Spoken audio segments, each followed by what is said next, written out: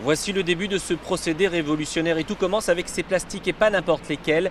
Les plastiques PET, dits complexes ou opaques, votre bouteille de lait ou encore des barquettes de conditionnement. Des plastiques qui jusqu'à présent n'étaient pas recyclés. Ça partit en incinération parce que malheureusement, ces bouteilles ont été conçues à une période où le fait d'intégrer dès la conception comment les produits vont être recyclés n'était pas encore très développé.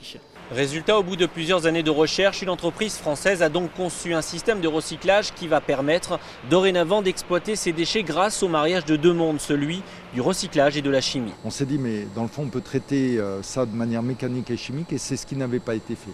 Donc là on arrive à grouper les deux savoir-faire et sortir des matières premières. Car grâce à deux opérations chimiques, les plastiques, après avoir été lavés et broyés en très fines paillettes, passent alors de l'état solide à l'état liquide dans ces deux énormes cuves. C'est-à-dire qu'on va venir casser les chaînes moléculaires du PET pour ensuite, dans un deuxième temps, venir les reconstituer de manière à faire un autre élément chimique qui s'appelle un polyol. Ce polyol, le voici, nouvelle matière première issue de plastique jusque-là non recyclable. Un liquide déjà utilisé pour fabriquer, entre autres, ces plaques isolantes. En France, chaque année, 25 000 tonnes de plastique d'emballage dit complexe envahissent nos poubelles. Avec cette ligne de recyclage unique au monde, 3 000 tonnes par an pourront être recyclées.